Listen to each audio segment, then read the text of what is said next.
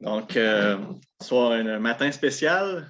C'est la fête à Mathieu, puis qu'on peut se rassembler quand même en Zoom. C'est une grâce de Dieu. Que, moi, je vois en tout cas, je ne sais pas où est-ce que vous êtes, vous, mais de ma fenêtre à moi, on est mieux d'être dans notre maison que sur la route. Donc, on va reprendre notre série dans Josué, comme vous pouvez vous en douter. Puis, on va être ce matin au chapitre 3. On se rappelle, la dernière fois qu'on avait terminé, c'était moi en fait qui prêchais, puis on avait vu tout le chapitre 2, où est-ce que Josué avait envoyé les espions à Jéricho pour voir comment ça allait dans le pays, la terre qui allait bientôt entrer avec le peuple. Puis il avait rencontré Rahab, qui s'était tourné, qui avait eu la crainte de Dieu, qui s'était tourné par la foi vers le Dieu d'Israël. Et puis, c'est suite à ce rapport-là qu'à la fin du chapitre, on avait eu le rapport des espions qui était très favorable, qui avait dit tous les habitants tremblent de peur à notre arrivée. Certainement, Dieu nous livre le pays. Donc, ça a terminé le chapitre comme ça. Puis là, on va voir le chapitre 3, comment ça va commencer. Mais avant de lire le texte, on va simplement avoir une prière ensemble d'illumination.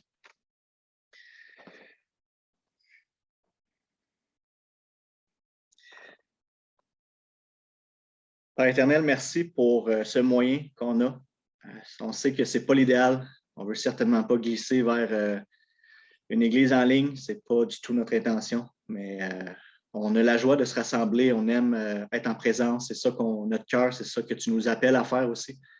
Seigneur, dans une circonstance exceptionnelle comme ça, on aime mieux être tout en sécurité vivant dans notre maison pour entendre ta parole que de risquer de sortir de route ou d'avoir des accidents. Merci pour ce moyen que tu nous donnes. Merci parce qu'on va entendre ta parole ce matin dans Josué. Je te prie d'ouvrir nos cœurs, de disposer nos cœurs, notre intelligence à la recevoir. Et pas seulement la recevoir et l'entendre, mais la mettre en pratique. En Jésus. Amen. Donc, si vous avez vos Bibles, vous pouvez tourner avec moi en Josué chapitre 3. On va lire le chapitre au complet, versets 1 à 17. Et puis, je vais lire dans la version second 21. Donc, chapitre 3, verset 1. S'étant levé de bon matin, Josué partit de Sittim avec tous les Israélites. Ils arrivèrent au Jourdain et passèrent la nuit là avant de le traverser. Au bout de 3 jours, les officiers parcoururent le camp et donnèrent cet ordre au peuple. Lorsque vous verrez les prêtres, les Lévites, porter l'arche de l'alliance de l'Éternel, votre Dieu, vous partirez de l'endroit où vous êtes et vous la suivrez. Mais il y aura entre vous et elle une distance d'environ 1 kilomètre. N'en approchez pas. Elle vous montrera le chemin que vous devez suivre, car vous n'êtes pas encore passé par ce chemin. Josué dit au peuple, consacrez-vous, car demain l'Éternel accomplira des merveilles au milieu de vous. Puis Josué dit aux prêtres, portez l'arche de l'alliance et passez devant le peuple. Ils portèrent l'arche de l'alliance et marchèrent devant le peuple.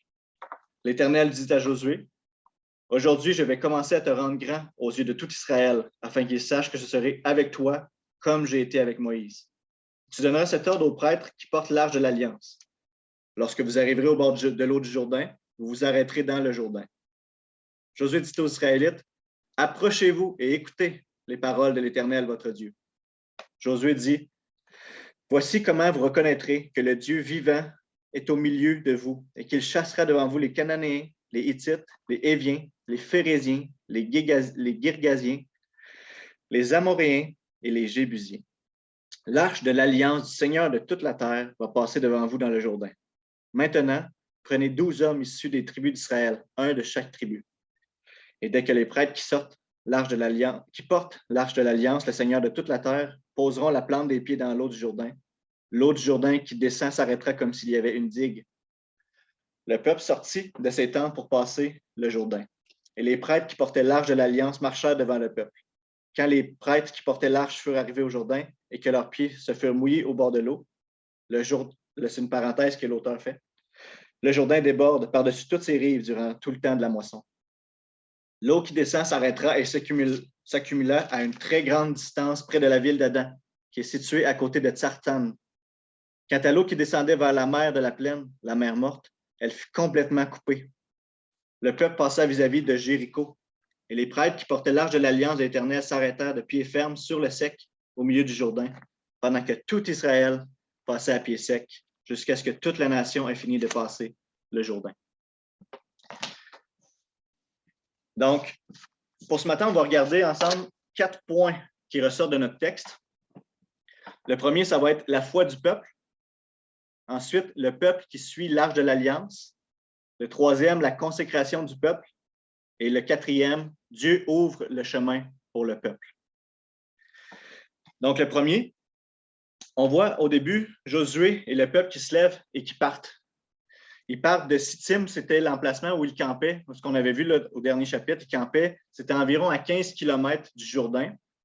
Et donc, dans les commentaires que j'ai lus, je voyais que le peuple était de 600 000 hommes de guerre. Et donc, avec les femmes et les enfants, ça montait à un peuple qui était au-dessus de 2 millions de personnes. Donc, ça ne se déplace pas facilement. Et ce qu'on peut en conclure dans notre texte, on voyait au verset 2, au bout de 3 jours, que les officiers viennent donner les ordres, c'est que ça a pris une journée pour déplacer le peuple de Sittim à devant le Jourdain. Ensuite, il y a eu une journée de repos, après une journée de marche complète. Et le 3e jour, donc, les officiers se lèvent et donnent les ordres au peuple. Donc là, ce qu'on voit, c'est que le peuple est assis devant le Jourdain, puis ils ne savent pas encore comment ils vont entrer.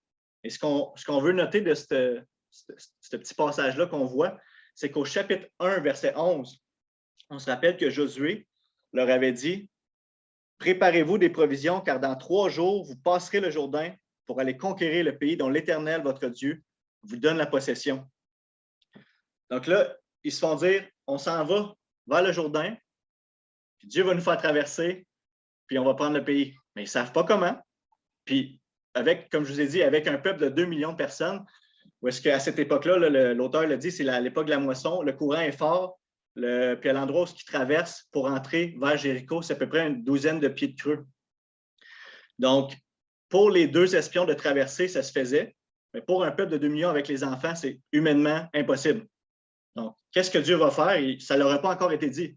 Mais par la foi, ils se lèvent, puis ils s'en vont, puis ils attendent devant un gros courant d'eau pour traverser. Donc, c'est ça, ils ne savent pas comment ça va se passer, ils ne connaissent pas les étapes, mais ils ont foi en Dieu, puis ils y vont. Puis pour nous aussi, ça nous arrive d'avoir à obéir à Dieu, mais sans savoir ou sans tout comprendre, ni les étapes de comment ça va se passer. Mais comme eux, on doit, malgré les difficultés, malgré ce qu'on voit qui nous semble impossible, on doit nous aussi faire confiance à Dieu qui va nous aider à traverser certaines épreuves, certaines choses qu'il nous demande de faire. Donc, ma question pour vous, c'est est-ce qu'il y a des choses difficiles ou des épreuves en ce moment qui vous empêchent d'obéir à Dieu, qui vous paralysent parce que ça vous semble impossible? Dans quoi ou dans quel domaine est-ce que vous vous sentez insuffisant pour faire ce que Dieu vous demande? Peut-être que c'est dans votre rôle de parent. On connaît les exigences du Seigneur à ce niveau-là, dans notre rôle de couple, comme mari ou comme femme. Peut-être que c'est d'être une lumière au travail, à travers toutes les difficultés, dans les ténèbres. Peut-être que c'est d'aimer vos ennemis. Peut-être que vous avez des gens avec qui c'est vraiment difficile, puis votre aspect naturel, c'est plutôt de l'haïr, de chercher le mal ou d'avoir du ressentiment que de l'aimer comme le Seigneur demande. Peut-être que c'est de persévérer aussi dans la sainteté, au milieu de toutes les tentations possibles qui s'offrent à nous par le monde. On est constamment bombardé par des tentations, puis la chair va incliner dans ce sens-là si on ne fait pas attention. Mais on sait que suivre Dieu, c'est vivre par la foi.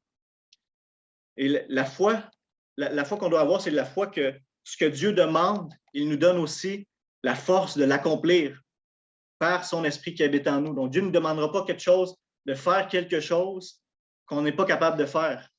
Et c'est là que se joue l'incrédulité ou la foi. De dire, est-ce que Dieu me demande ça, mais je ne suis pas capable? Mais de dire, Seigneur, tu me le demandes, donne-moi la foi, ou je veux avoir la foi de l'accomplir, puis de faire confiance que tu vas m'aider, puis que c'est possible. Donc, il ne nous demande pas, comme le peuple qu'ils ont eu, il ne demande pas de tout comprendre, ni de tout connaître les étapes, mais de lui faire confiance. Parce qu'il est notre Père céleste, de lui obéir sur parole. Donc, de faire des pas de foi, la foi en sa pleine suffisance pour toutes les choses qu'il nous demande. Ensuite,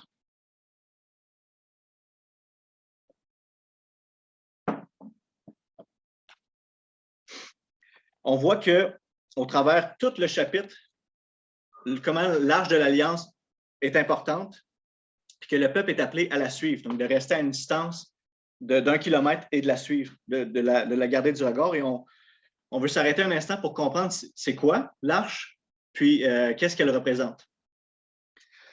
L'arche, c'est un coffre dans lequel étaient placées les tables de la loi que le peuple avait reçu de la loi de Moïse quand il était sur le mont Sinaï.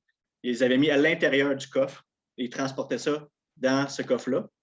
Puis quand il était dans le tabernacle, ils mettaient l'arche de l'Alliance dans le lieu très saint, donc l'endroit qui représentait la présence de Dieu.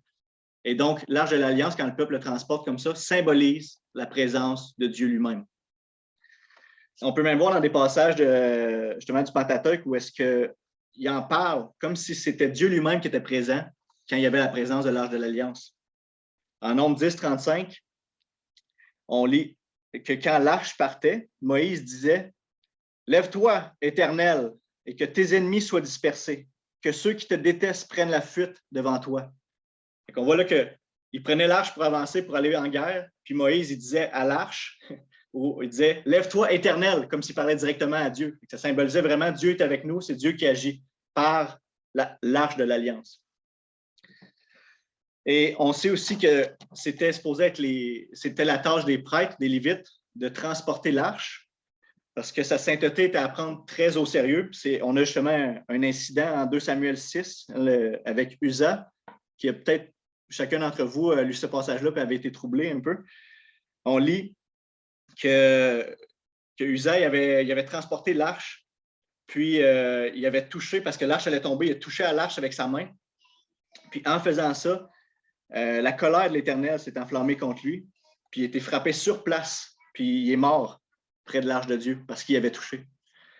Mais c'est ça qu'il faut comprendre, c'est que parce que ça symbolise Dieu, sa sainteté, et si je peux vous donner une image, une illustration pour bien comprendre ça, c'est si on peut comparer Dieu avec le soleil qui nous donne la chaleur sur la terre, qui nous permet de vivre, qui est bon, mais qui est trop chaud, que nous, humainement parlant, on ne peut pas s'approcher du soleil, sinon on se désintègre.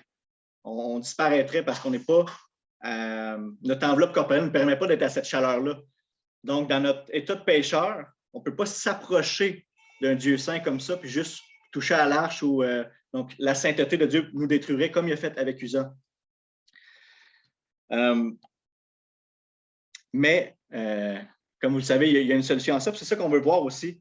Qu'est-ce que l'arche? 2 autres éléments à propos de l'arche de l'Alliance qu'on veut voir ensemble ce matin, puis qu'on va comprendre où est-ce que ça nous amène.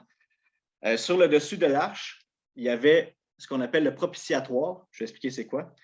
Et par-dessus le propitiatoire, il y avait aussi 2 chérubins de chaque côté de l'arche, que leurs ailes recouvraient le propitiatoire de cette manière-là. Et le propitiatoire, c'est l'endroit où le grand prêtre allait offrir un sacrifice pour faire l'expiation des péchés du peuple, une fois par année, qui allait faire que rendre Dieu propice envers son peuple et détourner son jugement pour pas qu'il soit frappé de sa colère, parce que l'animal qui avait été offert en sacrifice prend sur lui, qui est un agneau, prend sur lui la colère et la conséquence des péchés du peuple. À ce moment-là, Dieu couvre les péchés du peuple parce qu'il l'a donné à cet animal-là de manière symbolique. Donc, couvrait les péchés et la conséquence du péché.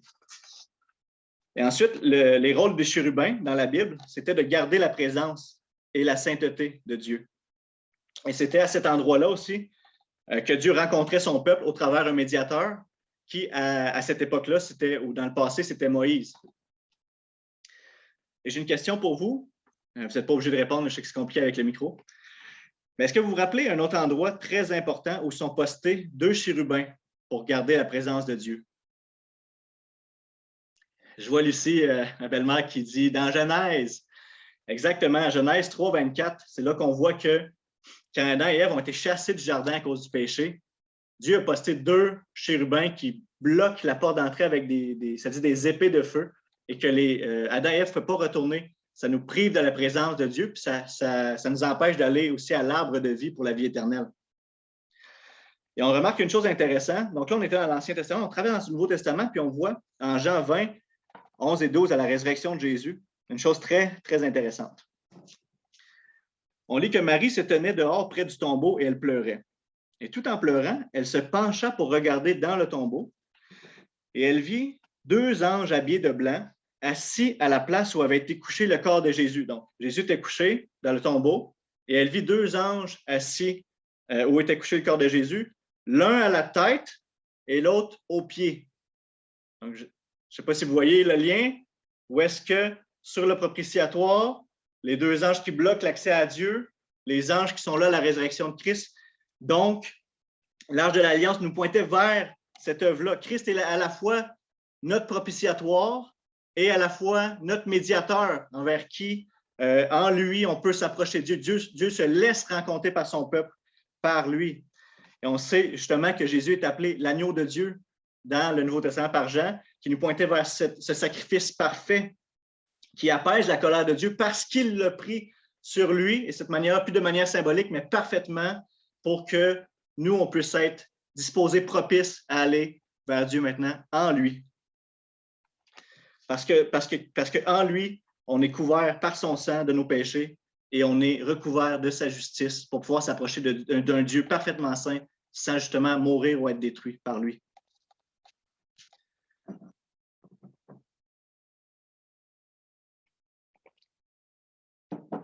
Puis, c'est aussi pour cette raison-là que le peuple devait l'avoir en vue. On a lu dans le texte qu'il devait rester à 1 kilomètre de distance.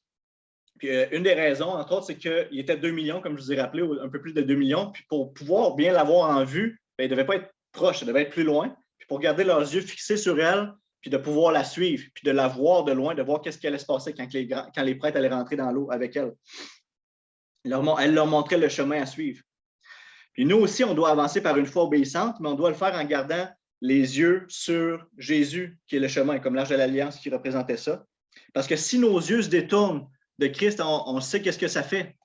C'est là que ça nous amène à manquer de foi, à voir les choses d'une manière qui n'est pas ce que Dieu nous présente comme réalité. On se rappelle de Pierre, qu'est-ce qui est arrivé? Je peux prendre une illustration de la Bible. Jésus qui appelle Pierre vers lui, c'est Jésus lui-même. Il est là présentement, physiquement, il marche sur l'eau. Il dit, Pierre, viens à moi. Puis Pierre a aussi marché sur l'eau. Des fois, on l'oublie, on parle souvent de Jésus qui marche sur l'eau, mais Pierre a marché sur l'eau par la foi en allant vers Jésus. Puis là, quand il a détourné les yeux de Jésus, puis qu'il a vu les vagues, il a vu le danger, puis là, au lieu de penser à Jésus m'appelle à lui, je peux y aller.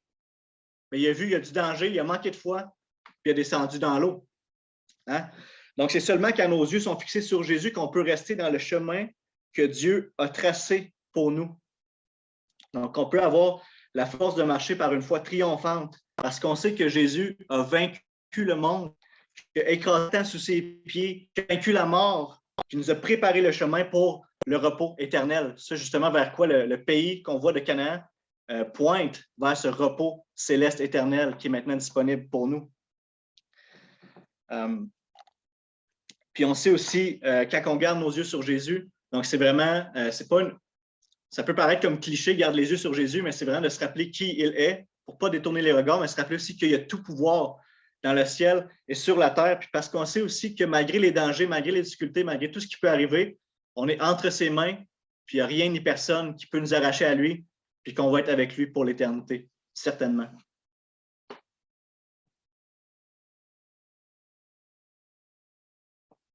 Donc maintenant, on va passer à la consécration du peuple.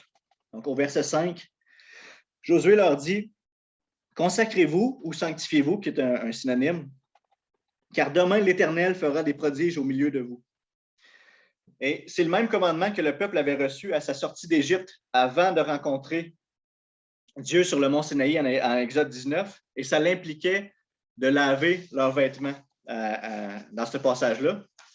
On peut s'attendre à la même chose dans notre texte, mais il faut noter que le lavage de vêtements ou le changement de vêtements dans le reste de la Bible symbolise un nouveau commencement, un nouveau départ avec Dieu. C'est ça qu'on peut penser aussi dans le fait qu'il sortait d'Égypte puis il allait maintenant être officiellement rendu le peuple de Dieu, que Dieu allait faire une alliance avec Moïse après la sortie d'Égypte. Puis là, il allait rentrer dans un nouveau pays où ce que Dieu les amenait. Donc, c'est une consécration pour être prêt à ce nouveau départ-là avec Dieu. C'est comme si on enlevait un linge sale, le passé, puis qu'on revêtait quelque chose pour un linge neuf pour un nouveau départ, qu'on est prêt à repartir. Mais c'est comme on le sait, c'est symbolique, c'était externe, qui pointait vers une purification spirituelle, un changement de cœur interne, de se purifier de nos idoles pour être prêt à servir le Dieu vivant. Et c'est ça qu'on voit, si je peux prouver mon point là, avec Jacob et sa famille en Genèse 35, 1 et 2. Je vous le lis pour que vous voyez. Là. Dieu dit à Jacob, lève-toi, monte à Bethel et installe-toi là-bas. Tu y construiras un autel à l'honneur du Dieu qui t'est apparu lorsque tu fuyais ton frère Ésaü.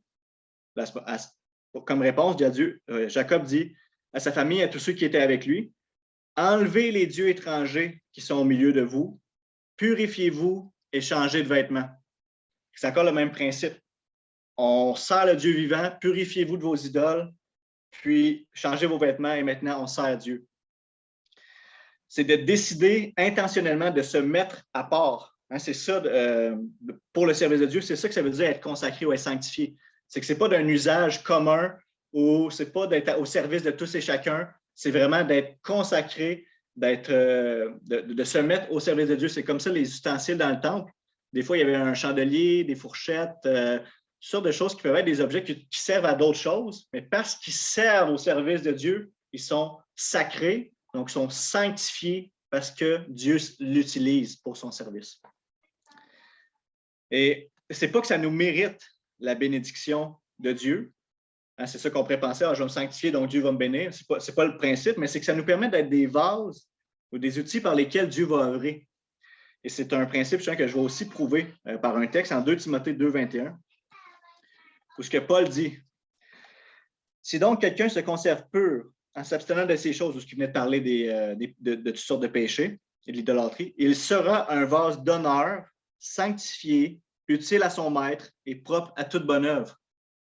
Donc, c'est vraiment ce principe-là de dire ça ne nous mérite pas la bénédiction de Dieu, mais ça nous permet d'être des outils que Dieu va utiliser pour sa gloire, dans lesquels il va œuvrer. Donc, de la même manière que le peuple était appelé à se consacrer avant de pouvoir traverser le Jourdain et servir l'Éternel d'un cœur pur, nous aussi, on est appelés aujourd'hui à se consacrer à Dieu et à se mettre à part pour son service. Et encore une fois, les questions pour vous, c'est est-ce que vous vous êtes relâché dans votre combat contre le péché? Est-ce que vous avez laissé des péchés s'installer, prendre forme, hein, et vous éloigner subtilement de votre dévotion à Dieu? Je sais que ça ne doit pas être intentionnellement des gros péchés grossiers, mais des petits péchés de paresse, de confort qui viennent s'installer, puis qui font compétition à notre affection et notre dévotion pour notre Seigneur Jésus. Quelles idoles est-ce que vous devez enlever de votre vie pour laisser Dieu avoir toute la place et le servir d'un cœur entier? Pour certains d'entre nous, ça va être l'attrait du monde, le plaisir, le divertissement, qui est si facilement disponible maintenant à nous par les médias, par toutes sortes de choses qu'on se fait bombarder puis qu'on peut avoir accès à ça. Mais est-ce que c'est parce qu'on a accès qu'on doit se livrer à ça? Mais pour plusieurs d'entre nous, ça va être, on le sait, l'idole de notre siècle, de le nord-américain, c'est le confort. On s'est habitué à notre sofa et à nos téléséries. Mais est-ce que notre cœur est prêt à servir Dieu quand ça va coûter? Quand ça va impliquer des vrais sacrifices, quand ça demande de se lever, de sortir, de servir? Donc, ce matin, on doit abandonner, peu importe ce que j'ai nommé ou si c'est autre chose, vous le savez dans vos cœurs devant Dieu.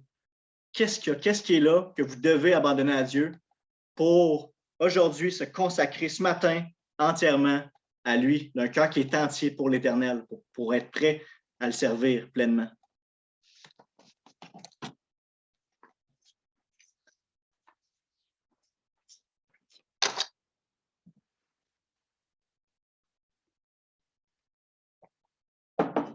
Maintenant, on va passer à quand Dieu ouvre le chemin pour le peuple. Et au verset 10, on voit que Josué rappelle au peuple que leur Dieu est un Dieu vivant. Donc, qui va agir, hein, il n'est pas comme les idoles ou les faux dieux des nations vers lesquels ils s'en vont combattre. C'est le Dieu vivant, un Dieu qui va agir, un Dieu qui va chasser les nations. Dans le langage original, c'est littéralement « chasser, il chassera ».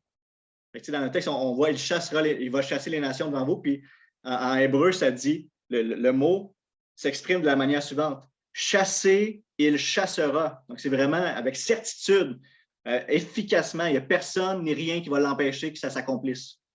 Et c'est ça qu'on va voir justement à la fin de Josué, que Dieu était fidèle à ses paroles, puis que chassé, il a chassé. Il leur rappelle aussi qu'il est le Seigneur de toute la terre. Hein? Non seulement il a le pouvoir de faire ce qu'il veut de toutes les nations et de toutes les créatures de la terre, mais aussi le droit. C'est à lui qu'ils appartiennent, chacun d'entre les nations. Il est le Seigneur de toute la terre. Donc, il a le droit et le pouvoir de faire ce qu'il veut avec eux.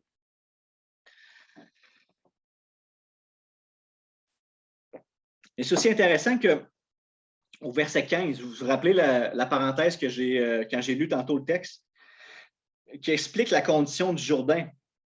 Que le Jourdain, en ce moment, au moment de la moisson, est en train de regorger par-dessus toutes ses rives. Fait que c'est vraiment pas juste un petit courant tranquille, c'est pour empêcher les lecteurs de dire, on sait comment que le cœur humain est incrédule, va dire, c'est pas un miracle, là, l'autre va être basse, la lune va être pleine, ils ont dû passer à sec, là, ça a donné comme ça. Non, non, c'est le temps de la moisson, il y a du courant, c'est large, cette rivière-là, ça déborde par-dessus toutes les rives, il n'y a pas moyen de traverser ça. Là. Puis c'est aussi pour dire que ce n'est pas plus difficile pour Dieu, à ce moment-là, de séparer les eaux que si c'était à une condition idéale, qu'il y en avait moins de courant. Mais imaginez la scène. Le texte dit que quand les prêtres mettent les pieds dans l'eau, ça s'ouvre comme s'il y avait une digue. Je ne sais pas si vous avez l'image de la digue en tête. C'est des murs comme ça qui bloquent l'eau.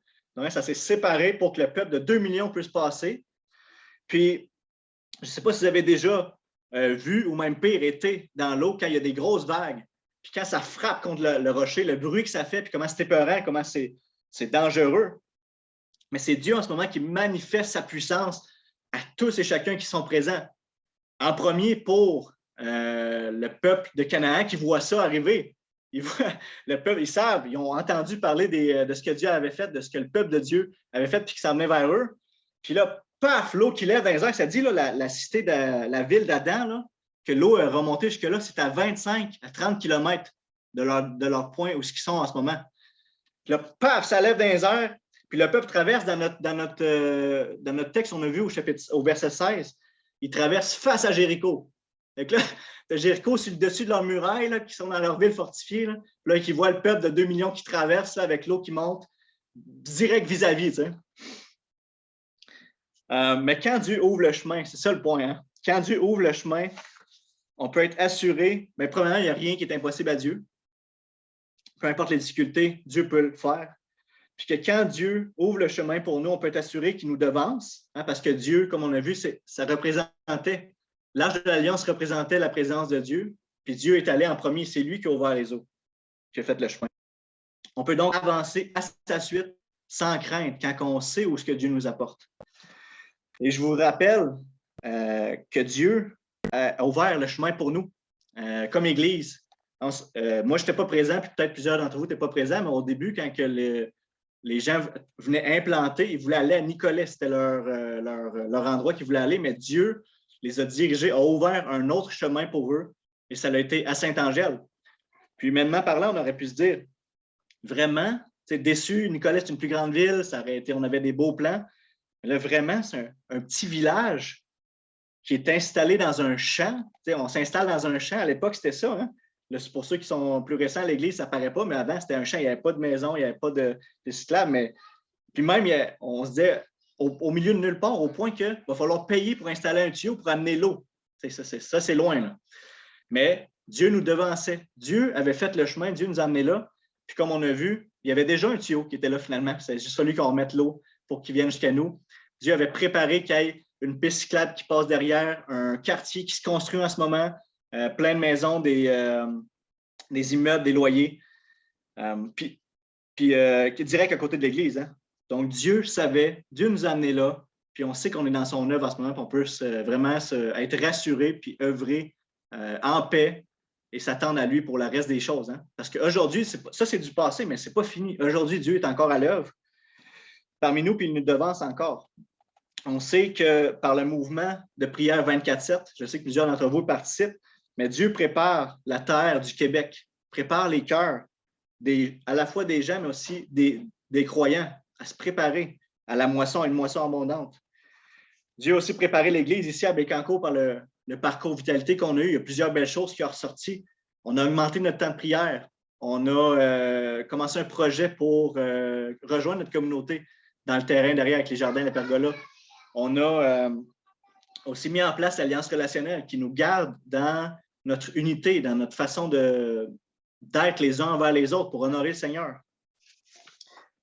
Puis, on est aussi dans l'après-pandémie. En ce moment, il y a de moins en moins de mesures, puis Dieu voulant, il semble vraiment s'en aller vers plus de mesures du tout.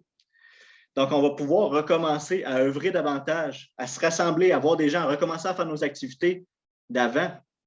Donc, tantôt, j'ai mis l'accent sur la consécration individuelle, personnelle, mais le peuple d'Israël, comme nous, on est aussi appelé à se consacrer comme unité, comme peuple, comme Église.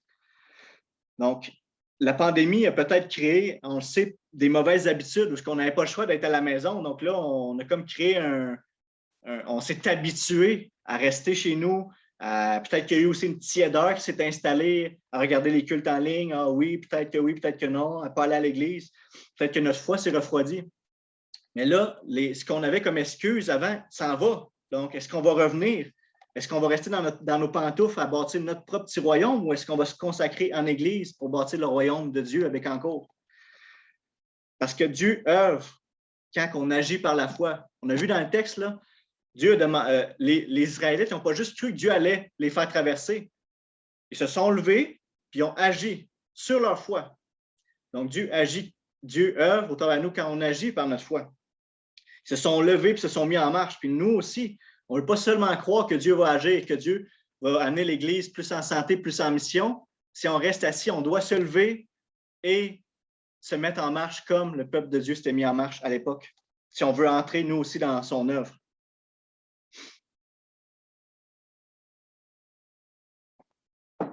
Et l'obéissance, c'est ça qu'on voit dans le texte, c'est que l'obéissance par la foi est la clé de la puissance de Dieu dans notre vie personnelle, mais aussi dans notre vie d'Église. Dieu n'a pas changé. Le Dieu qu'on lit dans le texte, c'est notre Dieu. C'est notre Dieu aujourd'hui.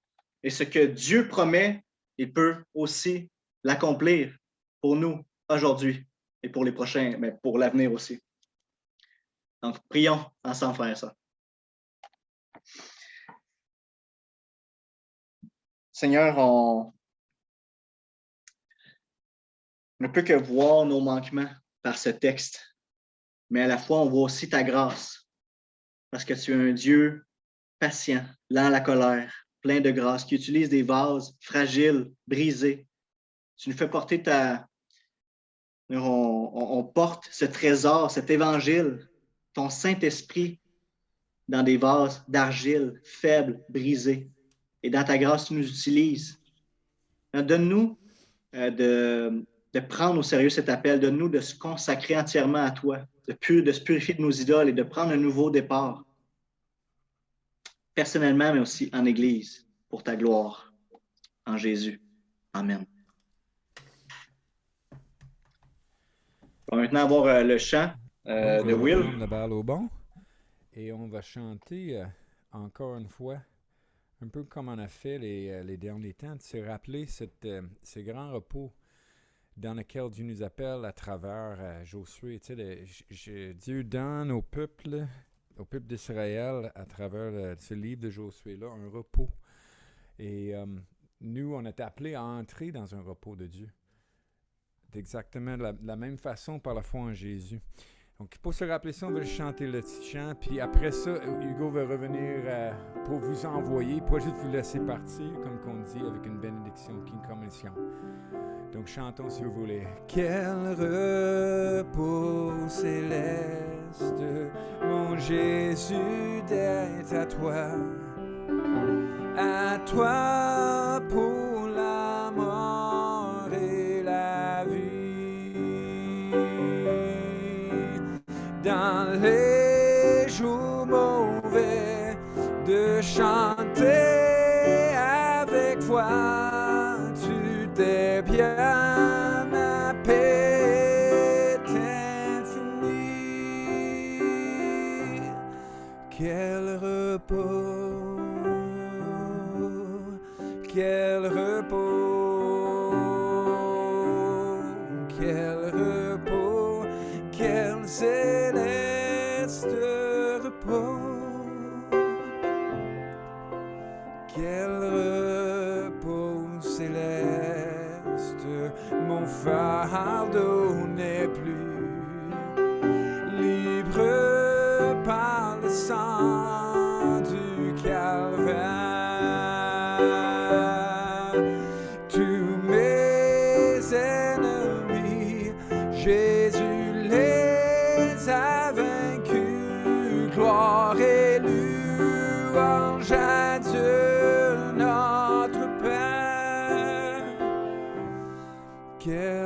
repos, quel repos, quel repos, quel céleste repos, quel repos céleste, tu conduis mes pas, tu me combles de tes richesses, le grand amour, dans ton grand amour, chaque jour tu sauras déployer envers moi tes tendresses.